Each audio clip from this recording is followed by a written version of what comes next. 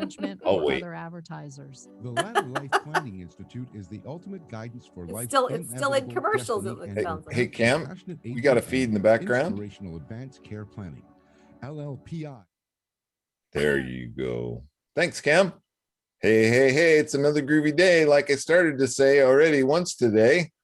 And that's because I make it that way. Hey, when I get up in the morning, I already decide that it's a groovy day. And before my feet hit the ground, I'm taking off into a groovy day. If something changes or something happens, I just have to think back to starting it out groovy, and everything turns out groovy. It never fails. Before, when I go to bed, I think back and everything was just as it was supposed to be, groovy. As always, I like to get myself centered and situated before the show, get connected. And if we just take a minute and think about what it is you connect to that gives you power. It could be God, it could be Allah, it could be the dude, it could be the tree outside your office or outside your window, the doorknob, whatever it is. Think about that and focus on it for a minute. And take in a deep breath. All the way down deep, deep. And let that breath out with just a big ah. And just let your essence flow up through your heart center, out of your throat chakra, out of your speaker box, and out into the universe. Connect to that which gives you power. Let's do that one more time. In with a deep breath, but this time think about those dreams, visions, and goals. What is it you aspire to be, do, and have? Fixate on that for just a minute, taking a deep breath. And again, just let that breath out with a ah. And let those dreams, visions, and goals flow out of your speaker box, out into the universe. And now's the time you think about providing the universe the opportunity to make those come true for you, because it will. Just chin up, tail out from between your legs, and look for those opportunities because they're coming your way. Yay. As always, I have my co-host with me today, riding shotgun, big smile. She's kind of looking like she's on the farm today. Thanks a lot. No, I'm just kidding. She does love animals though, so Hi, she y'all. could be a farm girl. Hi, Jackie. How are you today? Should I talk like this today if I'm down on the farm? I don't know. Can we do that anymore? Is that making fun of people, or is that just copying people? I don't know. It sounded fun though. How are you today, Well, my friend? that's actually my natural sound because I'm from West Virginia. That's where I was born. That's right. See, I can legitimately talk that way, although it's been sort of normalized out of me, so to speak. Sabine. Yeah, so I'm good. How are things at the Speak Feed Lead? Well, Speak Feed Lead, we're coming along. We are planning for more classes in the fall, and some schools are going to be back in session in August, and some of them actually started already. So some of those classes will begin soon, and I'm making a big moving across town to a new apartment. And, downsizing. We've been empty nesters now for, I don't know, 12, well, actually more like 16 years since our daughter got married. And it's about time we just kind of simplify a little bit.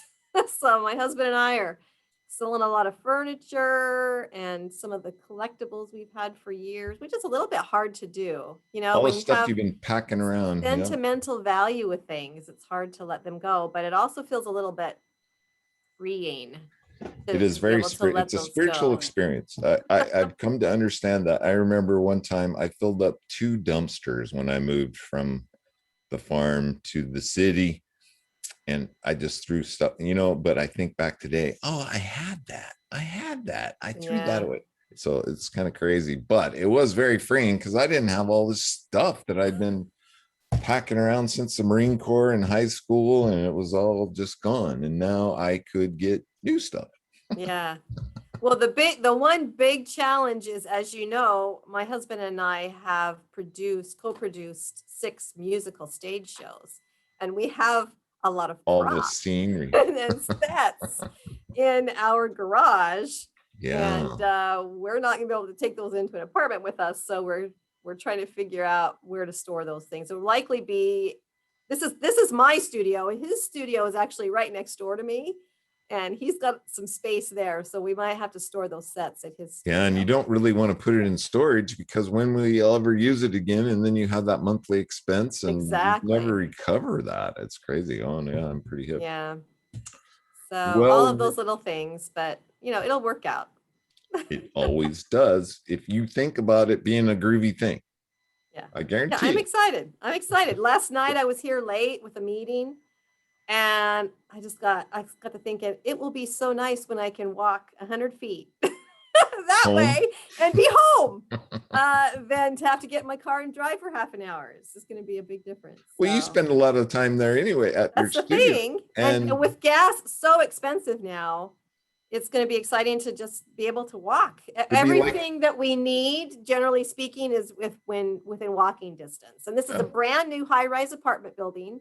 So we'll be the first people that have ever lived there. And, Wow. it'll be fun.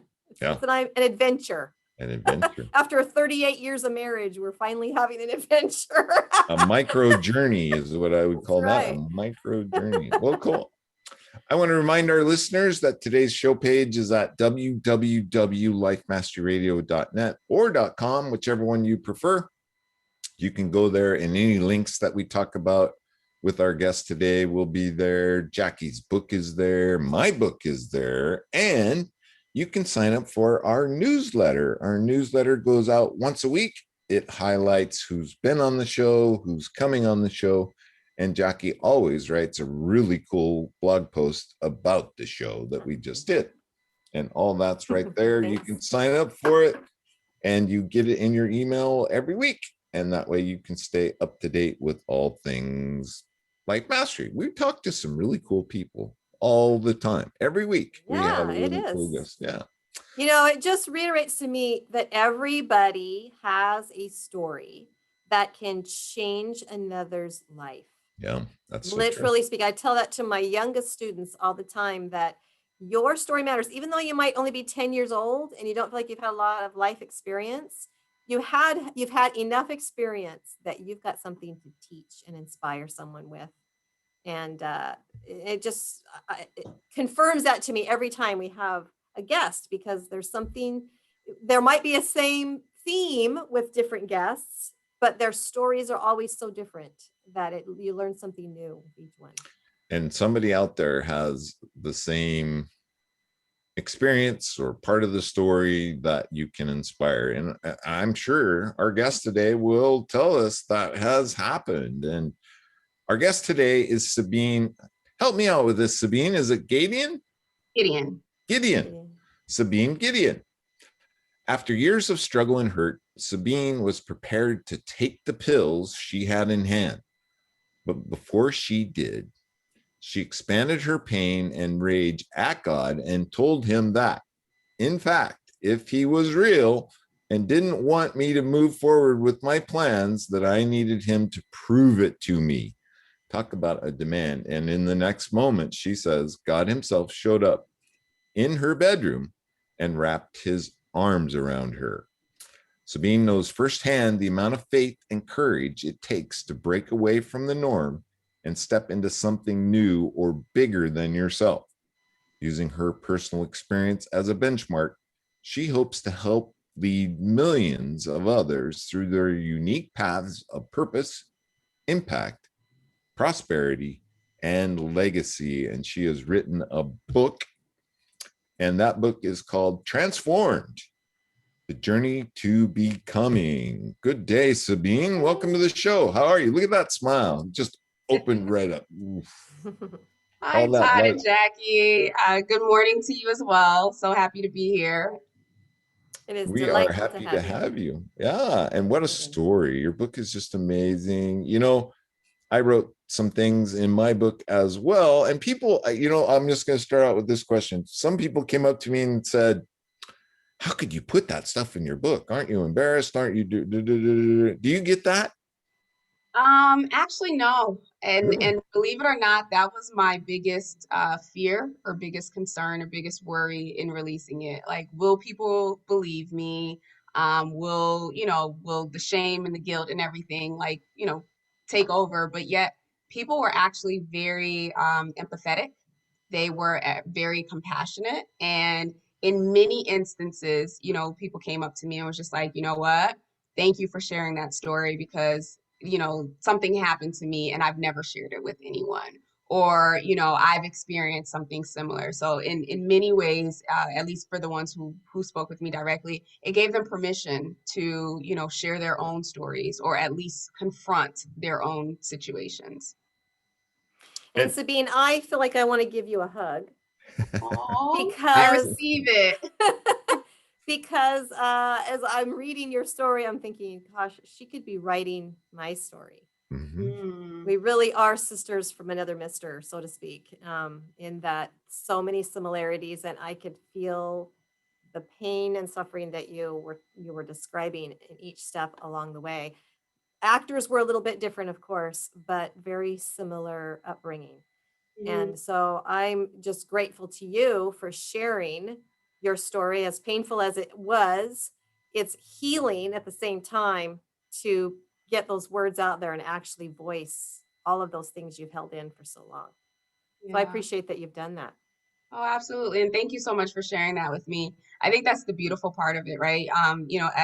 As human beings, we're so connected on so many different ways. And even with the bad stuff, right? The good stuff, it's kind of like, oh, it's easy to celebrate. But even with the bad stuff, the fact that one person's story isn't just one person's story, it's multiple people's stories. And essentially we were able to comfort and connect and bring hope to others every time we do tell our stories, regardless of how ugly it may be or how shameful you may think that it is. So thank you for sharing that with me, Jackie. Yeah, oh, you're welcome. What would you say? Well, let me start out this way. Were you surprised at how freeing it was to put it on paper? Just like Jackie described, she's got a lot of stuff to get rid of and she's looking forward to that. I don't think she realizes how freeing it's going to be. Were you shocked at just how life opening up that it was? That makes sense. Yes. However, freeing was not the immediate feeling that I felt.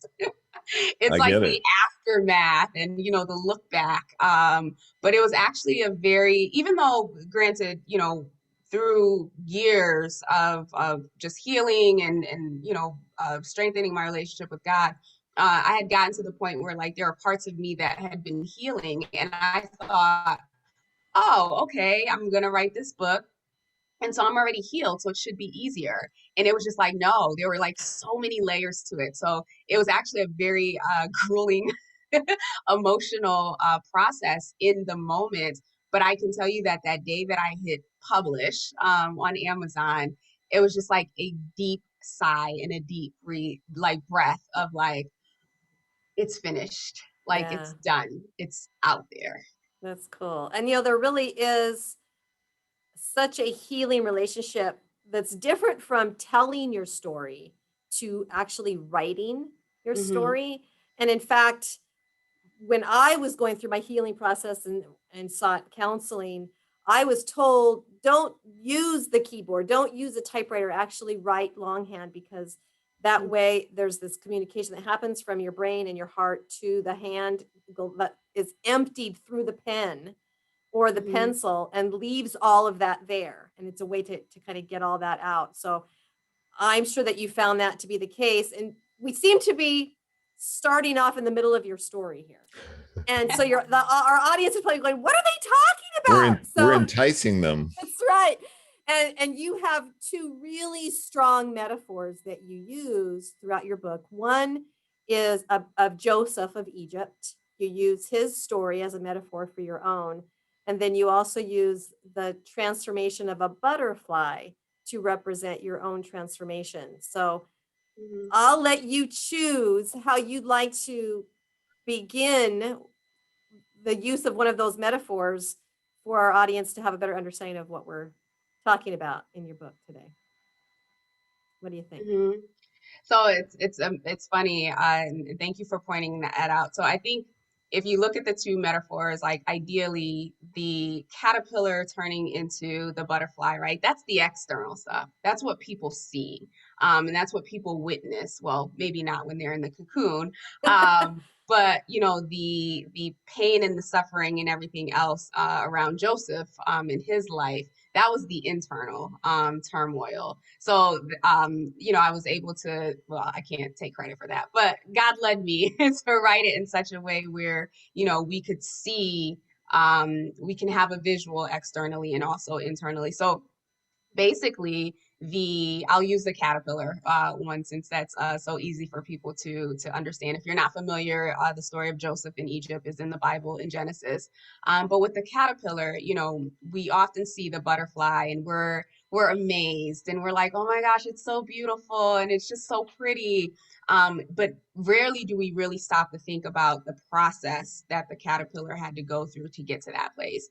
And so in coupling, you know, from the time the caterpillar goes into the cocoon, is completely destroyed, and then comes out into that beautiful thing, I share about my story of, you know, my earlier, I guess, experiences here on Earth, and how, you know, there was a lot of a lot of destroying from the inside in many different instances, in many stages of my life. So essentially, I do believe that we all go through that transformation process multiple times in our lives.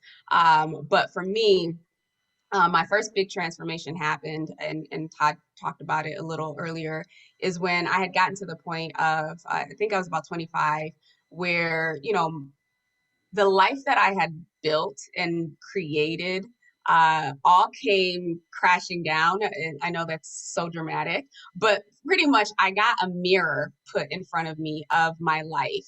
And in that moment, I didn't like what I saw. I hated, in fact, what I saw. And, you know, in that moment, the thing that was most prevalent was the pain that I was in, based on, you know, things happening at work, relationships, so on and so forth. And I wanted to end my life. And in doing so, I set out my plan. You know, I don't know who plans, but anyways, I set out my plan. I had my conversation with God, and in that conversation, he completely transformed things for me in the way that I saw myself. I didn't believe that I had a purpose. I didn't believe that I had a reason. With all the pain that I had endured and experienced, it just felt like there was really no reason for me to stay here. I didn't love myself. People around me, you know, had demonstrated that they didn't love me.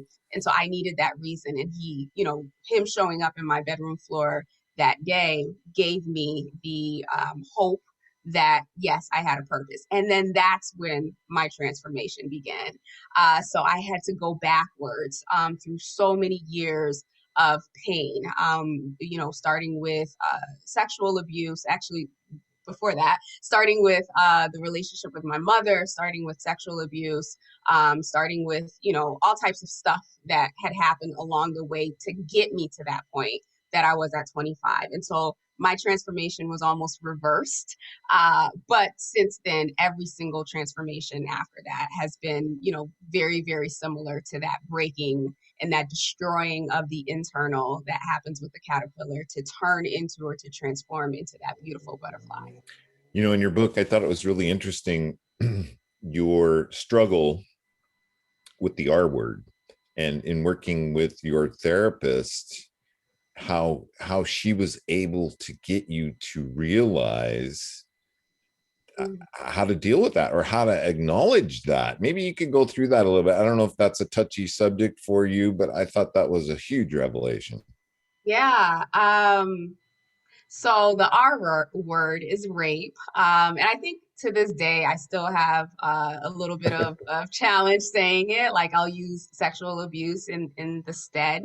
And part of that really, the difficulty with that word is not necessarily the word itself, it's the meaning. The meaning behind it. And so for me, at the time prior to meeting with the therapist, I didn't see it as that because I felt like I believed as a kid even that I was a willing participant. Hmm. And it can't Even though be, you were 7 or 8 or yeah, 10 or yeah, something like that. Yeah. yeah. So Mm. it can't be that if I was a willing participant. And there was no, there was no repercussion. There was nothing, right? Like, so all of the evidence of when you watch TV or when you watch, SUV or something like that, right? Someone does something like that. Like there's a trial, there's something like there's some punishment and the person has some resolve, but I never had that. And so as I was sitting there, I was probably about oof, 26, 27 at that point. This was after my my suicide attempt.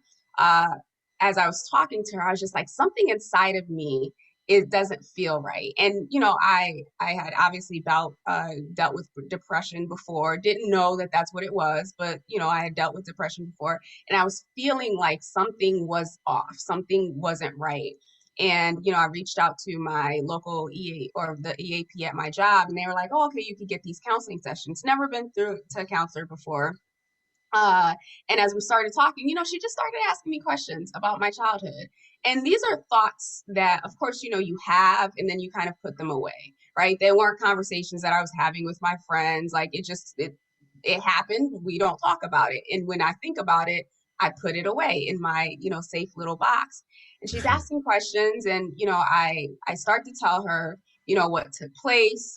And I don't know what questions she asked to like elicit that kind of information for me, but That's what they do. That's what yeah, they're trained that's to what do. they do. She's good at her job. So as we're talking and she asks and I explain, okay, well, this is what happened. But then I vividly remember saying, um, but what did I said something to the effect of, but I participated, like, but I was okay with it. And it was just, and she, she took that moment and she paused. She's like, wait a minute. She was like, I want you to hear what you just told me that you said, right? You just told me that your cousins and their friend, right? And I think she may have used the word molested at that time. And in the beginning. And I was like, yeah, but like it's what we did, right? Like this is me as a grown adult justifying this. And then she was like, okay, I want you to describe what happened. And of course I described what happened. And that's when she said, okay, so you were raped. And I was like, well, no, I mean, yeah, no, that's not what it was. And she was like, okay, why are you having so much trouble with that word? And again, it went back to because I knew what was happening. And she was like, okay, if a 13-year-old who was, mentally retarded or handicapped, if this happened to her, what would you say? Like, what would you call it? And I was just like, well, I would definitely call that rape, like with such confidence. And she was just like, okay, do you know that your mind at the time was as developed as that? And that's when it just hit me. It was just like, I was so confident almost in my belief about like what it meant and who I was and what my participation was, that I didn't even think that, ma'am, you're 6 or 7, like your mind wasn't even developed enough to process what was happening. And that's when I kind of had to take that step back and acknowledge that. The one thing that I will say today, which is why I still hesitate to acknowledge or embrace the word, is I never want that to be my identity. Yeah. And that's not a dig on anyone else, who've experienced that. But I just don't ever want that to be my identity. It is something that happened to me. It is something that I dealt with and that I have healed from, but it's not who I am. Right. But I can imagine there are many people that identify with that same scenario. I'm sure you've heard of it. Mm-hmm. Yeah. Yeah, the whole concept, and I think that that's what's been in my mind for all these years. But the whole concept of, oh, a rape victim or a survivor or anything of that, like that, it does not sit well with me. Yeah. I get it. Yeah. Do you think a little bit of that might be because there's still guilt that you feel? Because if you grew up for so long feeling like you took part in it, or that you were okay with it, there could be some deep-seated guilt that you're still feeling over that. And also, when you look at the perpetrators of this, they were young boys. Mhm. They weren't even adults either, right? Yeah. So what was they were participating in something as well, and yet they may not have been able to understand the full, I don't know, the problematic situation that was creating and Mhm. what was happening there. So, it's sad to think that children, all of you as children, were affected by that in one way or another. All of you were in some way victims. Yeah. All of you were perhaps in some way perpetrators. All of you came away from that different, Mhm. you know, and Yeah. and so that's hard to wrap your head around because there's so many dynamics there. And could that be part of that hesitancy from you? Yeah, it's interesting that you say that. So as I was writing the book, right, each chapter would be write a chapter, bawl my eyes out and be done for the rest of the day. And, as I was sharing or, listening back. So you had talked about the writing so that your Mm-hmm. mind, so I typed it on Word and then I had the little audio voice like read it back to me. And so for me, I don't believe that I'm still holding on to guilt.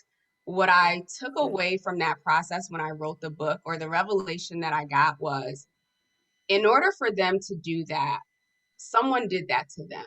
Right. And so I don't know how, maybe it's compassion, maybe it's empathy, but I found peace in knowing and understanding like this wasn't a vicious, this wasn't a malicious thing, but I actually felt and this is part of my forgiveness process, but I felt deep empathy for them because I understood at this stage as an adult that that wasn't something that they just woke up and said, let me try this. Right. Right. And so for me, again, I don't think either one of us are victims, right? These are situations that took place, but I don't necessarily carry guilt and I don't carry shame. And in fact, I carry a lot of, like I said, empathy and compassion towards them. Now, I can forgive and not necessarily need to have a relationship, Right. but nonetheless, that's where my stance is when it comes to that at this point. And Yeah. breaking the cycle. That cycle's now been broke, right? Yeah. Yeah, And you brought it into the awareness of other people so that that cycle can be broke. So it's very empowering, very powerful. absolutely. Thank you. Well, and from day one of your life, Sabine, it was less than idyllic, Mm. right? So, you came into the world likely feeling unaccepted or unwanted to some degree, even though as an infant, you certainly don't know what that means. But I'm learning more and more all the time that those emotions that are happening around us affect everything internally with us. And so um, you've come to understand some things about your own mother as Mhm. well throughout this transformation process too. Can you feel compassion for her? Oh, I do. I absolutely do. I think, well, again, with everyone, right? My healing process starts with forgiveness. And for me, there's the logical and the feeling side of me. So I have to understand. I have to understand like why, what would prompt or, what would motivate someone to behave in a particular way. And then, especially with her, all throughout my life, the relationship that we had, it was always bad. Like I was always like, I don't understand why you treat me like this. And the messages that I would get from like my father, my siblings, and even like aunts and uncles would be, oh, she's your mother. You know she loves you. And they were contradictory to what I was actually experiencing, but that would Right. always be the message. And I remember it was probably about when one of my aunts passed away back in 2011, like in my darkest moment, another dark moment, because it was the first time I was losing a close loved one. She was being herself, granted, but it was just like I didn't have the walls up to deal with her at that point. And she said a few things that were very hurtful. And I remember my sister going to say, oh, but she's your mother. And I had to say, stop, because those messages are the messages of love equals hurt, love equals Mm, pain, love equals disrespect, are the messages that I've carried that have led me through this life of pain.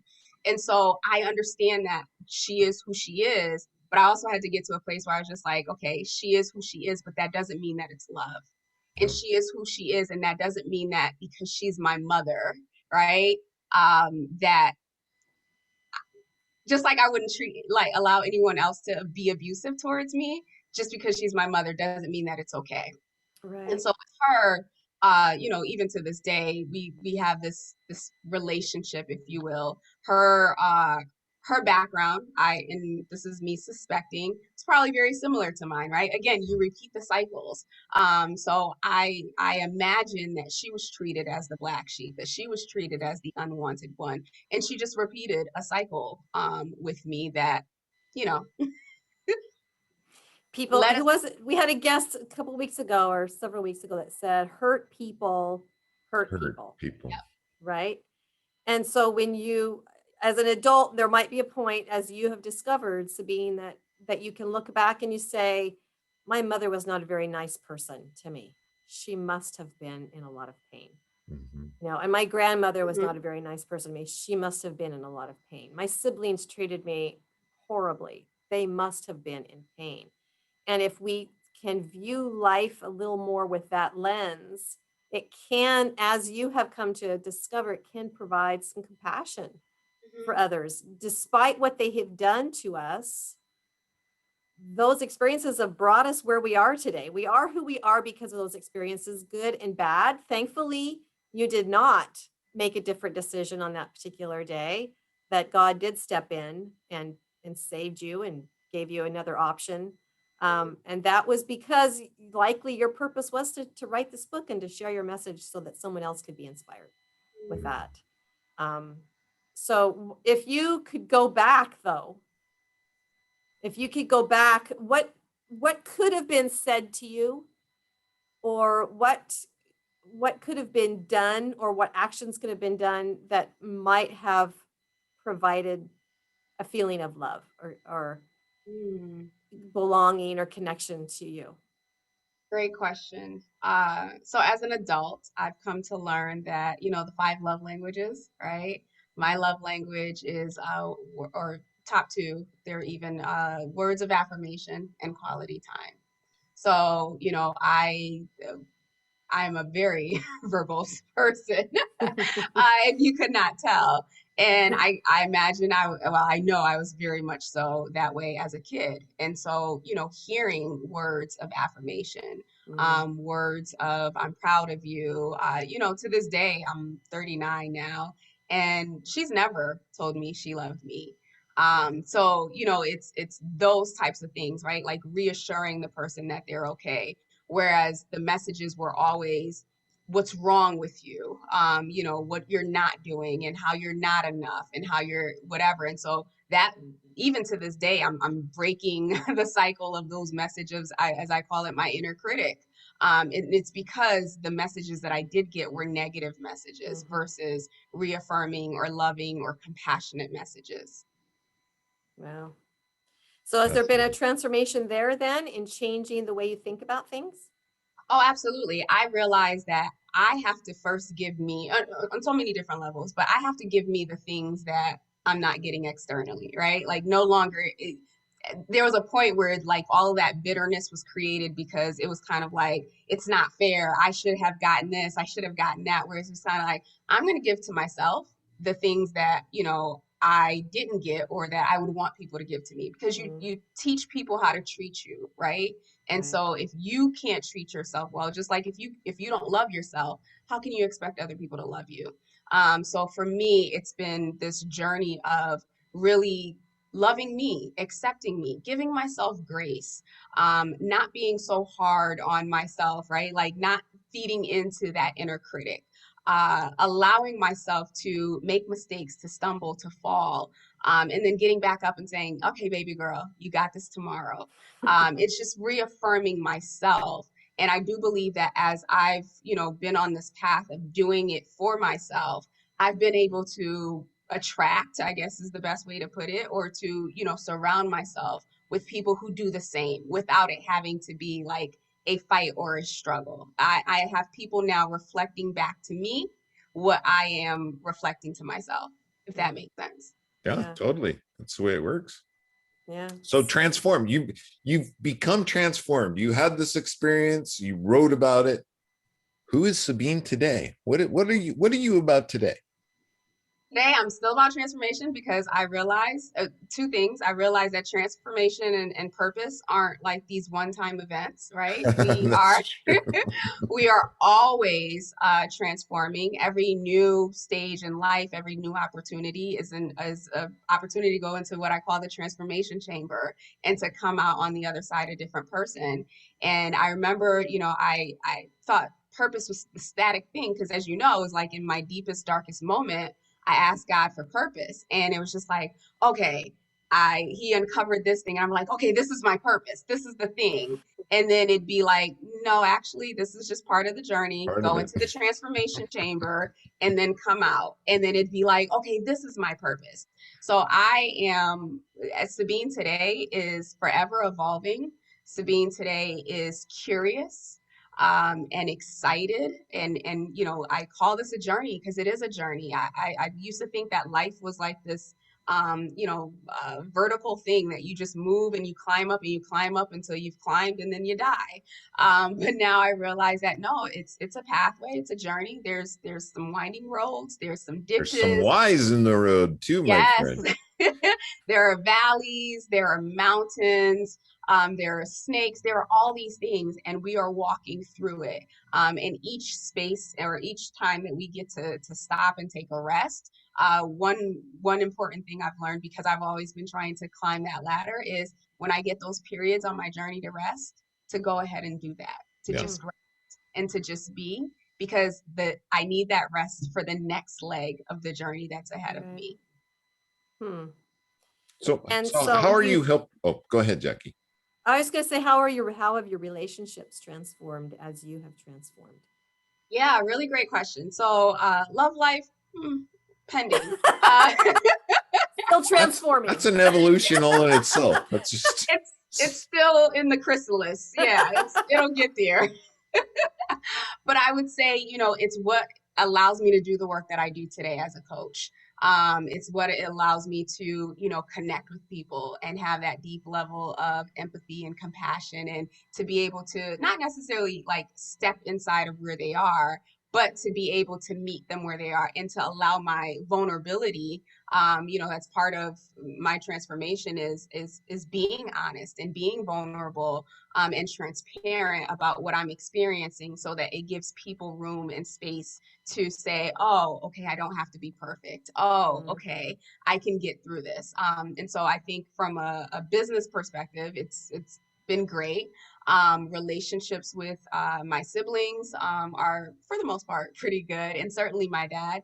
I do think that the relationship with my mother, while I am a lot more compassionate and accepting of who she is, I also understand that, I have to meet her where she is. Instead of having this like idealistic view that like at some point she's finally going to be like the mother that I've always needed, I have to recognize and accept her for who she is. And because I can accept her for who she is, I also know that I need to set boundaries.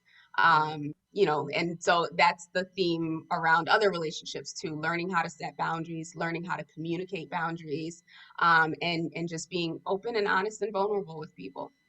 how are they with your book? Obviously, your mother's still alive, your dad's still alive, and your siblings are still alive. What Yeah, was the outcome of that? I mean, that's pretty healing in itself as well. that's a really great question. I don't know that any of them have actually read the book, to be Huh? quite honest. When did it come out? There's still time. January of 2020. So we're Oh, talking about a Wow. year and a half now. Okay. Wow. I know my sister and I are relatively close. I know she still hasn't read it. oh, They all know that it's been written and that it's out there. No one has asked specific details, right? And if they did, I'd just be like, "Oh, you should grab the book, and then we Yeah. can talk about it." But yeah, that's a surprising thing. Like no one, talk aunts, uncles, you name it. No one has approached me and said, "Hey, let's talk about what you wrote in here." There hasn't been any angry response either then, I'm guessing. I think no response is a response. Yeah. So Yeah. You have to send whether them or a not link it was to Life angry, Mastery Radio. You have to say send that them a again. link to this show. That will start that curiosity. Oh my gosh, I gotta go read this. Yeah. Well, I mean, you know better than anyone that healing has to happen on your own time frame, right? Yep, that's true. And every one of those individuals you've named has their own space of healing that has to take place, and perhaps your book to some degree is a threat that it might Push make them. them face something that they have yet to deal with, and that's a scary thought. That's a scary situation that you'd have to then be forced to deal with something that you would rather just forget. So Yeah, which is why I haven't right. Pushed it. I haven't forced it. It was just like this was my journey, this was my process, and I can't, it took me 30 something years to get to this place. I have to let them sit with it. And if they choose not to, that's okay as well. That's okay as well. So Now, today, what was the relationship like with your dad throughout your life? A lot better. Being immigrants and, having a family of four, like my dad worked quite a bit. So he wasn't as like involved in the sense of like, obviously he was in the home. He took care of us, like took us to school and all that other stuff. But for the most part, his involvement was a little less. My dad oh, I think I'm freezing. His mindset was as long as I can provide for my family, keep, a roof over their head, like I'm doing a good job, which I that's know my that. job. Yeah, exactly.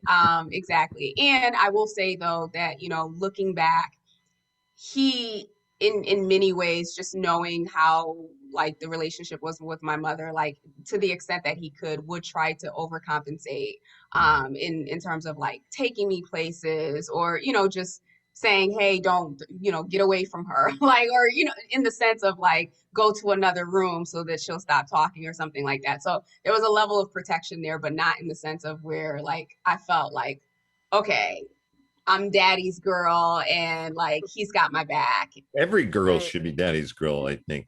There's a lot to that relationship. So that's good that you guys have kept that together, because he didn't know any better. He was just doing what he knew how to do and what he saw his dad do. So that's what he did. Yeah. And funny Great. enough, he was the first person that I had to forgive, believe it or not. Like he's the one that I thought that I had the good relationship with, but he was the very first person that I was led to forgive. And part of that was also I had to learn how to forgive my dad, right? And build a relationship with my dad so that I could learn to forgive God and build a relationship with God. My earthly father versus my heavenly father. So yeah. Very cool. So you're a life coach today, and your purpose is to help people. So how is it that you help people, and who's attracted to your life coaching? Yeah. What is it that people are looking for Yeah. from Sabine? So it's life and leadership, and so I'm a firm believer that regardless of your title, right? We're all leaders in some capacity. We all have leadership needs. And so the life piece comes, sometimes, especially I come from a corporate background. When you get a title or when you are in a certain role, like there's a certain persona that you have to take on, and people hide behind these personas or they hide behind these assumptions of who they're supposed to be.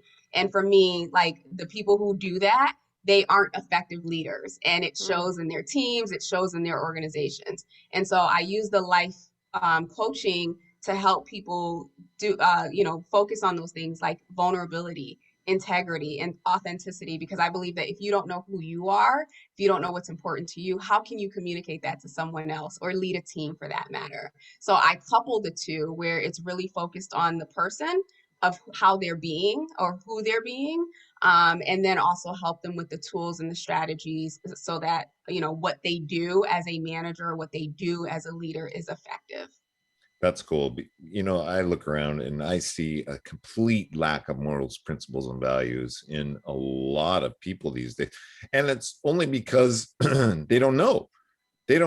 And when I was a kid, the 10 commandments were on the wall, and those were what, we lived our life by, and those are gone now. And Yeah. Yeah. it's really cool that you carry that on. I think that teaching people morals, principles, and values is our survival. Yeah. So it sounds to me like you have another book inside of you about leadership. Yes. Is And that true? believe it or not, the book that I started to write, I had the outline. First chapter in was a book on leaving corporate to start a Oh, business. that's a big And I read. was gung ho, like, okay, I'm going to teach. I call myself a corporate dropout. I'm going to teach other corporate dropouts, how to put the plan in place, and to make that transition. And as I was writing, I heard Holy Spirit say, "You need to write the other book." And I was like, "Wait, what other book? I don't have another one." And he was like, that's when he was just like, you need to write your story. And that's when I shifted gears. So yes, there is another book there, whether it is That's that cool. leap to entrepreneurship or on leadership itself. But that's just been on pause as I've, been trying to ride these last couple of years out. It's pretty common. You don't know how many people Jackie and I interview. We do an interview every week, and a lot of our guests are corporate dropouts, just like yourself. They climbed that ladder, they were hugely successful, and then they came to the point where they realized this is just not worth it. Yeah. But Yeah, the it's success the wasn't all it was story, cracked up to be. the story of the success and the climbing of that ladder is what inspires other people. So it happened for a reason. Just like you, it happened for a reason, as tragic as it was. But now you have a huge voice of making a difference in other people's lives. Well, and people are going to connect with you through your story, not through the methods or systems that you teach necessarily. It's going to be the story that they connect to. And perhaps that's why God said, you got to do this first, because it's the first step. And I think there was a lot of it that you learned too about how to lead yourself, right? That there are leadership principles that you have learned along this transformational journey that you've been on that are going to translate to a corporate environment or a self-run business environment or whatever it is, that we all need to understand how to lead our own lives before we can be leaders to others. Would you agree? Absolutely. Absolutely agree. And the thing that always inspired me, whether it was, people, leaders, influencers, whatever you want to call them, is when and I do this to this day, and I didn't even realize I was doing it back then, but I've always done it. When I saw someone that I admired, right, whether they were standing on stage, they were on TV or whatever, I would always question, what's their story? What's their story? Especially like the most motivational, impactful people. I'd always want to know, what is their story? Because I firmly believe and still believe that, in order for you to stand up and be this person, you had to go through some things. And so, I hope that what I do now is kind of, when I do share my story, it's kind of like, wow, she went through all that and this is what she's doing. Oh yeah, I can totally do it. I Right. can totally That's do it. what it's all about. Yeah, Yeah. that's so. I heard recently somebody say, well, I don't have a story, and I know her story, and I know her story is, there's a lot to it, but yet she doesn't think that her story could impact others or influence others. What would you say to somebody like that? Yeah. First and foremost, it's the meaning that we attach to the stories, right? And so if we're looking at, I don't know, if we're looking at Oprah, right? And we're like, oh my gosh, she has this amazing story. She's the first Black woman to start, all this other stuff. There's that stage, or that's one form of her transformation, but let's uncover some of the earlier things, earlier challenges that she Yeah. dealt with. And once you couple that creates a whole new meaning to who the person is.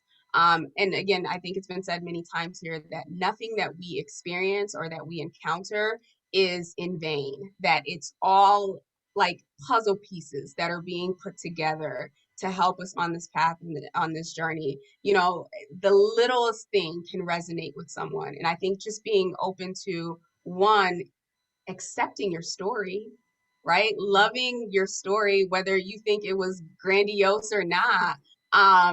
Accepting. I think once we find self-acceptance in our own story, in our own journey, then it becomes so much easier to be like, oh, okay, well, this is what I experienced, and not from a boastful way, or not from from a place of seeking pity or sympathy, but just sharing. I can't, again, and you've probably experienced this, Jackie and Todd, like, I can't tell you how many times it didn't even have to be this deep, right, of my book, but just little things that happened to me when, I was in corporate or whatever. I can relate with people. I'm able to use these stories and these experiences to better relate to people. Yeah.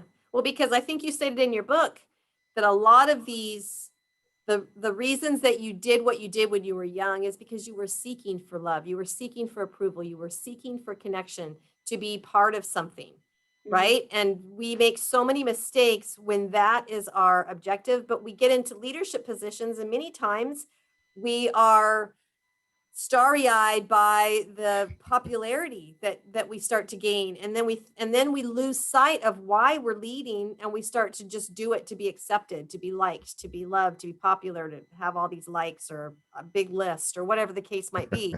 That's really not leadership, right? And so that's a part of your story that can play into that particular audience that you're talking to, of corporate bigwigs, to say it's not the popularity that's going to win you the leadership award.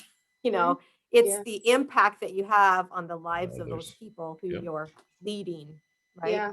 And in fact, if you don't deal with that longing to be accepted, that longing to be loved, that is going to hinder your ability. So it's like, you have to, whether, you're in leadership, you have to deal with that, because it's going to show up.